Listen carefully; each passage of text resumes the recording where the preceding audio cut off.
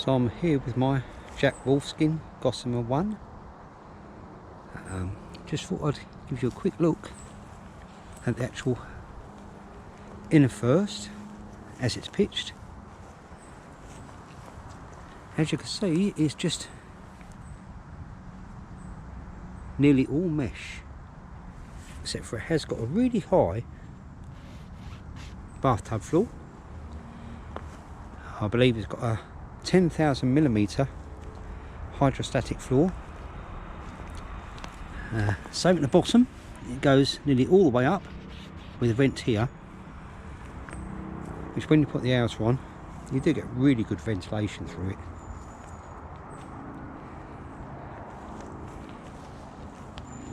The mesh does fold all the way back, the door unzips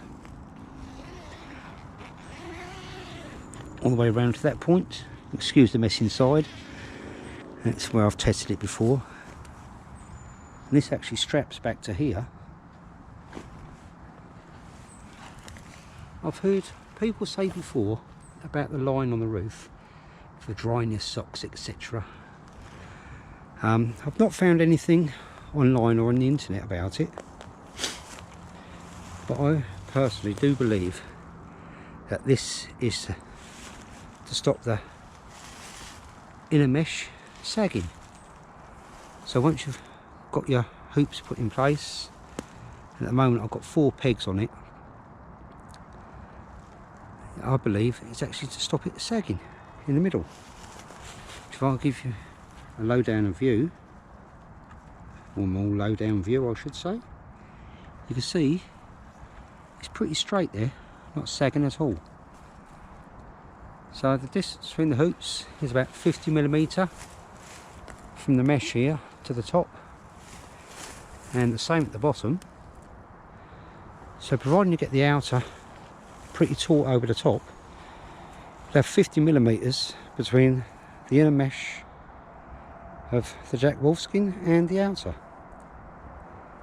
So even though it's extremely waterproof, I think the outer is 6,000mm. I could be wrong, but I believe it is. So you will not get any water come through at all. I have tried this in heavy rain, very heavy rain. If you see one of my other videos, you'll see what I mean. The rain was actually pouring off the sides. I was laying inside it and nothing got through it at all. I'm pretty impressed with this so far. So the outer does attach by Velcro on the top hoop here, and the same on the bottom. So the good thing is, a night like tonight, if you're in a woodland or something like that, or out in the open, you could actually roll it back from the bottom all the way to the top, and because it's attached by Velcro, it's not going to go anywhere. I've not tried it in wind or anything, having it rolled back, you get a lovely view of the skies. And the mesh will definitely keep all the mozzies out. In case you're wondering why the label is missing off the inside here, the fire safety label and everything, and there's a pocket there and a pocket on the other side there as well. In case you're wondering, I just find them annoying because they overhang here and they come out to about here, like double the length of the pocket. And I try rolling them up, stick them in the pocket and everything, and I just find them annoying. So once I've owned a tent for about a month or so, I tend to cut the things off. It's the way I look at it. If I've had it for a month and it hasn't let me down, I'm not going to be returning it. And I definitely don't think I'd ever have to return this thing. It's absolutely bomb proof, I think. So I'm going to zip up the door, keep the bugs out for later. Sometimes it can be a tiny bit fiddly with one hand when you get to this corner point here. It's just one of them things, it goes around the corner. And as you can see, it's completely sealed. Where the zips come together, There's nothing getting inside there now. Well, except for me later, obviously.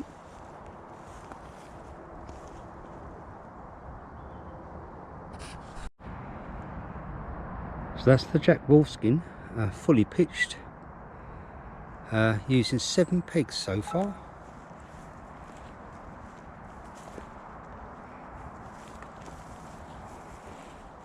So we had the 4 that was originally on there before. Excuse me. Then we've put 1 on this skyline on the rainfly, 1 at the bottom on this rainfly, makes a 6, and then 1 on the bottom guy line, which pulls it all really tight. It comes with 9 pegs. The sides here, there's little plastic clips. I'm not sure if you can see that. It actually goes into the bottom. The fly does. It goes into the bottom of where the pole is, look. Which is how they suggest pitching it. But what I've found is, if you use like the top ones, you can see how close that is to the inner. You can actually, with the use of a couple of extra pegs, give yourself near on a foot of storage along this edge here. Excuse me. Yes, along this edge here, because you could pull this one out. You could even pull this one out. That would take 9 pegs. Then obviously the same round where the door is. You could actually do the same round here. So you could pull this side, rather than it being against the pole there, which it's still got a good 50mm between the inner and the outer, but you could give yourself near on an extra foot. So you'd have storage all the way along the side. So I think 11 pegs. So another 2 on the side, on this side, and then another 2 on the side that side, and it gives you a lot of storage along the bottom there. Obviously you have got a bit of storage inside, if I can manage to undo the zip, because I haven't attached this one down yet. I'll quickly just attach it roughly, not how it's supposed to be, but can't see it because of all the growth here.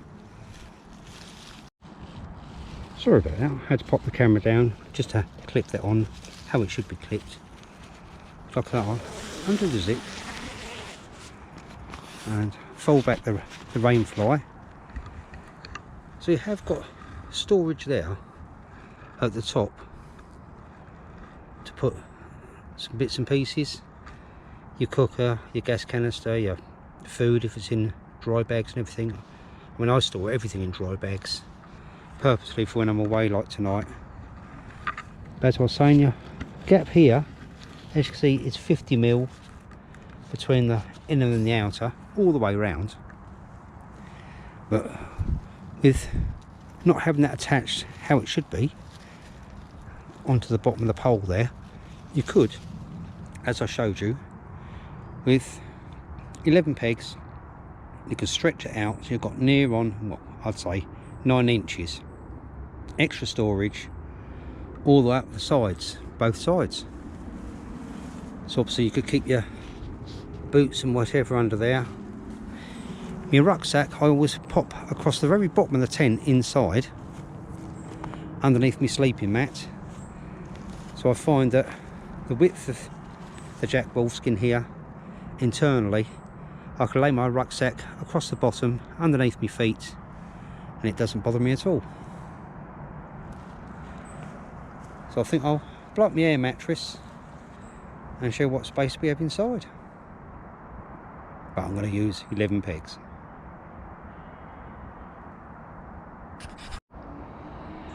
Okay then, I've got my regular size Thermarest Neo Air X-Therm, and I'm not sure if you can see that, I'm poking against the bottom there.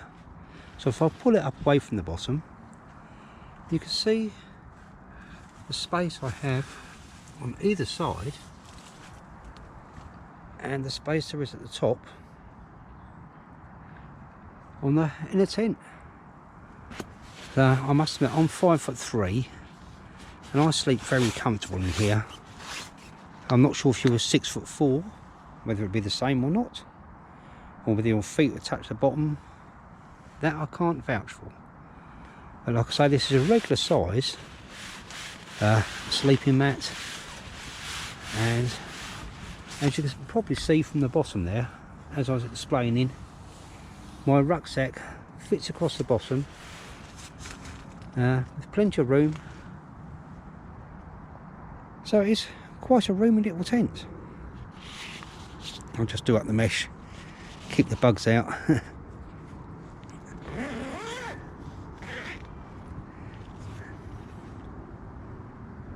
I love this little tent. I've used it ever since I bought it, nearly every weekend so far. So that's a month I've had it, maybe 5-6 weeks, and I've been going away weekends. So like today, it's Friday, pitch up on Friday, off for a bit of a walk, re-pitch it on the Saturday and take it down. Used it, like I say, torrential rain. The only thing I haven't used it in is high winds, but it's super waterproof, and the floor itself does feel really thick. I say it's a 10,000mm hydrostatic head, and I do believe it. This is really thick, good quality material. As I was saying about the space, I've used, like I say, extra pegs down the side. So I've got storage down the sides, storage at the top for my boots. Obviously, it takes a bit of practice getting in and out. So what I find, even when it's raining, is if you get yourself prepared, ready, stand next to the tent, slip off one boot, put a foot in, slip off the other boot, put a foot in, kneel in you go backwards. So after all, it is a bivvy tent, and then you get a tiny bit of rain or drop in here, but if you've got a little bit of a wipe with you, a towel or something, just mop up the water, and by then you're well and truly inside, out the rain, zipped up, and your muddy wet boots go under there.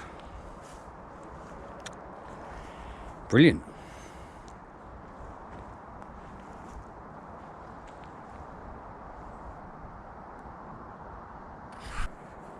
I just wanted to show you the condensation there is on the rainfly, or the outer tent.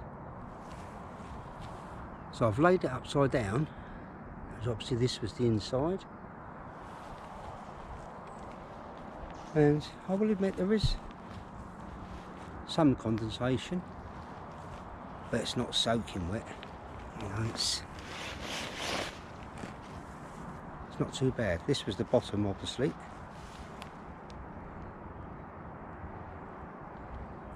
There's a little bit.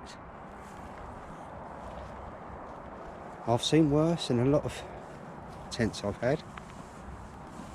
You will always get condensation, it's just a natural thing. But when you look at where my tent was pitched,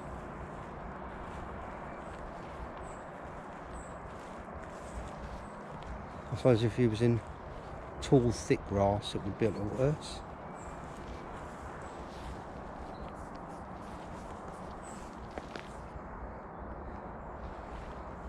I'll just show you the mesh.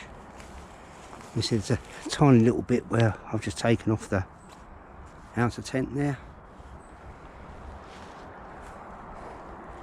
But I don't think condensation is a problem. No worse than any other tent.